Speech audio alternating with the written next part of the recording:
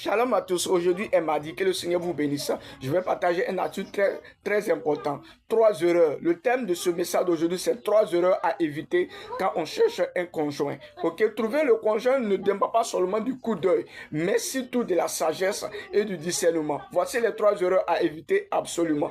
La première erreur, c'est laisser guider par les apparences.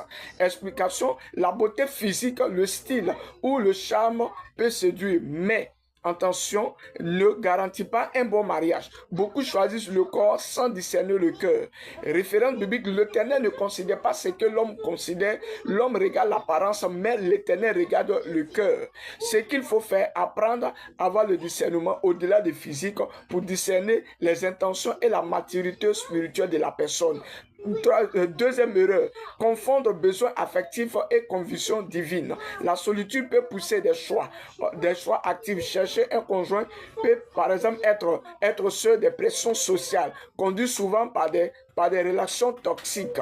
Et conseil que je vais te donner: le bon moment est celui que Dieu a préparé pour toi. Un mauvais choix, c'est la précipitation, peut coûter des années de souffrance.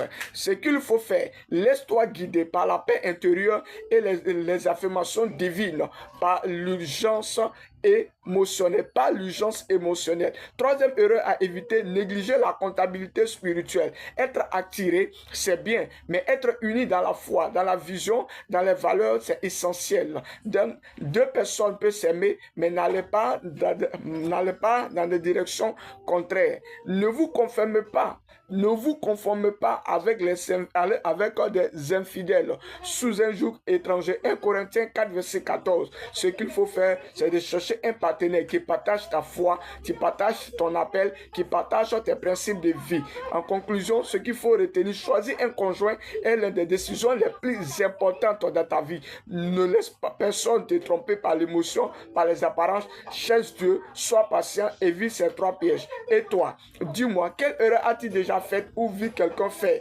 Écris-les, partage-les en commentaire. Que Dieu vous bénisse.